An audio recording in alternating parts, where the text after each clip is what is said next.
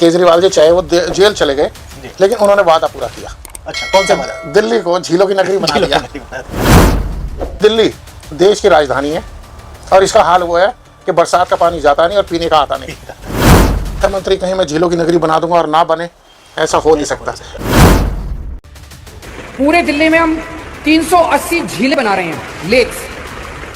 दिल्ली धीरे धीरे झीलों का शहर कहलाएगा। पूरी दिल्ली के अंदर आप जहाँ भी जाओगे आपको झीलें दिखाई देंगी, खूबसूरत आसपास लैंडस्केपिंग दिखाई देगी। अभी जितनी झीलें, 26 झीलें बनके तैयार हो गई हैं। इन झीलों में मैं कई झीलों पे होके आया। अब वहाँ पे इतनी हरियाली है झीलों के चारों तरफ, इतना खूबसूरत वातावरण है, इतनी प्लान बना रहे हैं हम लोग। पूरे दिल्ली के ड्रेनेज सिस्टम को ठीक करेंगे। दिल्ली में बारिशों में ये जो पानी जगह जगह पानी जमा होने का, सड़कें भर जाने का ये जो सिलसिला है, ये जल्दी आप देखेंगे कि ये खत्म होगा और दिल्ली के अंदर अब जल भराव नहीं हुआ करेगा। नमस्कार, मैं मनीष कुमार अंकुर खबर 24 एक्सप्रेस में आप सभी का स्वागत करता हूं। इस वक्त मेरे साथ बहुत ही चर्चित चेहरा है, विनोद नागर जी हैं। सोशलिस्ट हैं, यानी कि बहुत बड़े समाज सेवी हैं। इसके अलावा काफ़ी अच्छे रसूखदार, काफ़ी अच्छे नेता माने जाते हैं। तो खैर, स्वागत है सर आपका खबर 24 एक्सप्रेस में। Thank you Manish ji. जी। आज हम सर एक विषय पर आपसे चर्चा करने आए हैं। विषय है सर एमसीडी और आम आदमी पार्टी की दिल्ली की सरकार। अभी इलेक्शन भी आने वाले हैं 2025 में। लेकिन सर, जो हमारा सवाल है, अरविंद केजरीवाल जी ने वादा किया था दिल्ली के लोगों से, और दिल्ली के लोगों ने अरविंद केजरीवाल के ऊपर प्यार भी लुटाया। किस बात पर? दिल्ली को वो झीलों की नगरी बना देंगे, झीलों का शहर बना देंगे। इसके अलावा दिल्ली को वो लंदन बना देंगे, यानी कि बहुत ही खूबसूरत बना देंगे दिल्ली। ये वादे कितने पूरे हुए, कितने नहीं पूरे हुए, इस पर खैर लोग अच्छे से बता सकते हैं। लेकिन खैर, हम नेताजी से भी चर्चा करेंगे, क्योंकि आप दिल्ली में हैं और बहुत सारी चीज़ें देखते रहते हैं। सर, पहले तो ये बताएं कि दिल्ली झीलों की नगरी बनी या फिर दिल्ली आपकी लंदन बनी? नहीं, देखिए, केजरीवाल जी चाहे वो जेल चले गए, लेकिन उन्होंने वादा पूरा किया। अच्छा, कौन सा वादा? दिल्ली को झीलों की नगरी बना दिया। आज आप देख रहे हैं जी, चारों तरफ पानी है। पानी, बिल्कुल। ये दिल्ली देश की राजधानी है और इसका हाल वो है कि बरसात का पानी जाता नहीं और पीने का आता नहीं। क्या बात है। तो ये दिल्ली का हाल है। दिल्ली का हाल है। तो दिल्ली के अंदर अब दिल्ली के मुख्यमंत्री कहीं मैं झीलों की नगरी बना दूंगा और ना बने, ऐसा हो नहीं सकता। लेकिन आप दूसरी तरफ देखना, आज जहां आप बैठे हैं मॉडल टाउन में, बगल में नैनी झील है। आप जाके देखिए, बस से बदतर हालत है। थोड़ा सा और 2 किलोमीटर आगे निकलेंगे तो भलासवा लेक है। बिल्कुल, बस से बदतर हालत है, बदबू आती है, तो है ना। बिल्कुल खड़ा नहीं हुआ जाता। बिल्कुल। और जहाँ लोगों का आना जाना सड़कों पे, वहाँ पानी इतना भर गया कि वहाँ झील बन गई है। बिल्कुल। तो ये दिल्ली में कॉरपोरेशन है, कॉरपोरेशन हमारे रख रखाव की है, मेंटेनेंस की है। कोई गली में आप चले जाइए जहाँ कूड़ा ना पड़ा हो। बिल्कुल। कोई गली की सड़कें आप देखोगे, बस से बदतर हालत है। बुजुर्ग सीधा चल नहीं सकता, बच्चे दौड़ के निकल नहीं सकते। तो ये हालत है दिल्ली की राजधानी की। मैं तो कहूँगा इससे बदतर हालत कोई हो ही नहीं सकती। अव्यवस्था, कहाँ गई सीवरेज सिस्टम? 4-4 फुट पानी था, करंट से बच्चे मर रहे हैं। कहीं खंबे में करंट आ गया तो कहीं गेट में करंट आ गया, बच्चे मर रहे हैं। पानी 2-2 दिन निकल नहीं रहा है। बिल्कुल।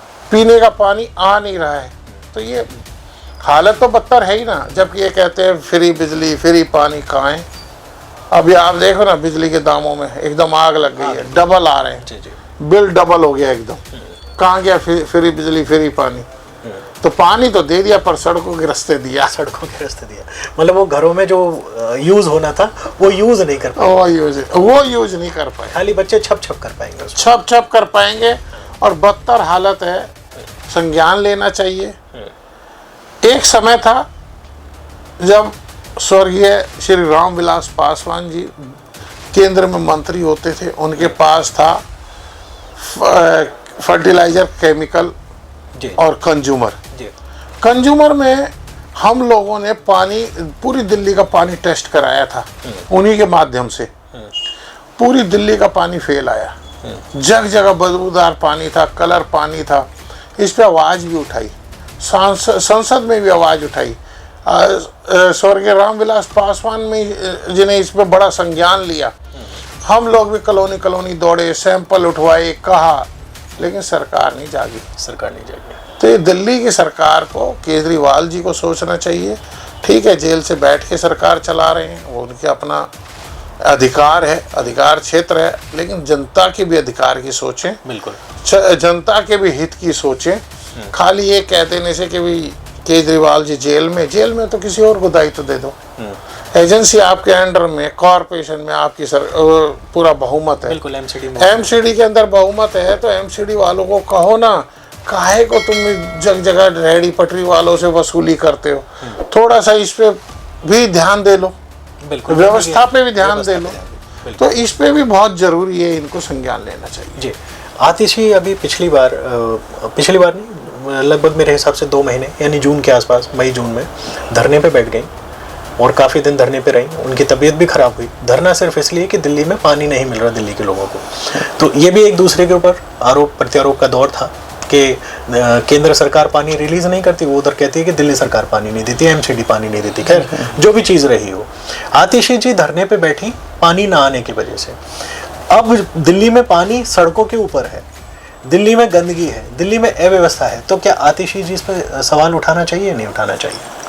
नहीं, देखिए मैं बताऊं, आतिशी जी हों या इनका कोई भी मंत्री हो, ये डुगडुगी बजा रहे हैं, एक दूसरे पर टालने का काम कर रहे हैं। अरे इन्हीं जनता ने तो आपको वोट दिया है, आपका अधिकार क्षेत्र है, आप मंत्री हैं यहाँ के, आपको संज्ञान लेना चाहिए, न कि एक दूसरे पे आप बात को डालें। 4 दिन पहले आपका अधिकार क्षेत्र है, आपकी अपनी पावर है।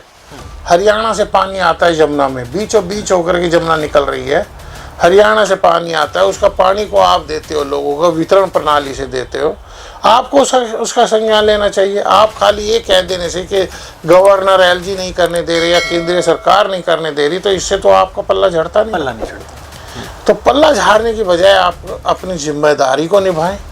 डुगडुगी बजाने की बजाय कि हमारे सीएम साहब तो अंदर पहुंचा दिए, ये कर दिया, सब जनता को दिख रहा है कौन कहाँ पहुंचा दिया, लेकिन आप अपनी व्यवस्था को, अपनी सरकार को सुचारू चला रहे हैं या नहीं, ये भी जनता देख रही है। बिल्कुल। अच्छा, दिल्ली में भाजपा के भी 7 सांसद हैं और आप भाजपा के सहयोगी भी हैं। भाजपा के सांसद ऐसे मुश्किल समय में कहाँ चले जाते हैं ये किसी को नहीं पता लगता, और इस पर सवाल भी दुनिया भर के लोग उठाते हैं। तो इस पर हम आपका जवाब चाहेंगे। नहीं, बिल्कुल, एनडीए के हम घटक दल में हैं, भागीदार हैं, और अभी सांसद चुन के आए हैं, नया नया चुनाव हुआ है, सब लोग दौड़ भी रहे हैं, लेकिन अपनी अपनी एक सीमा है।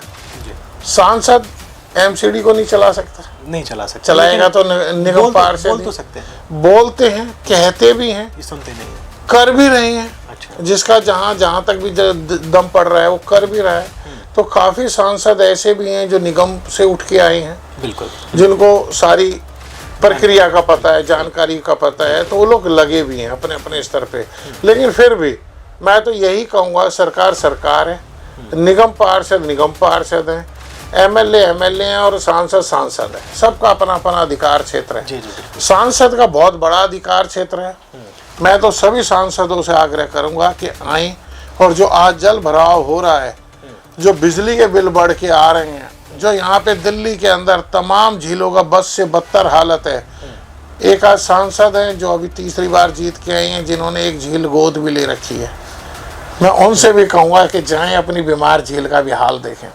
तो उनसे भी मैं आग्रह करूँगा कि जाएं, जिस क्षेत्र की जनता ने आपको वोट दिया है, अधिकार दिया है, उसका इस्तेमाल करें और उस जनता को सुविधाएं दिलाने का काम करें। बहुत बढ़िया।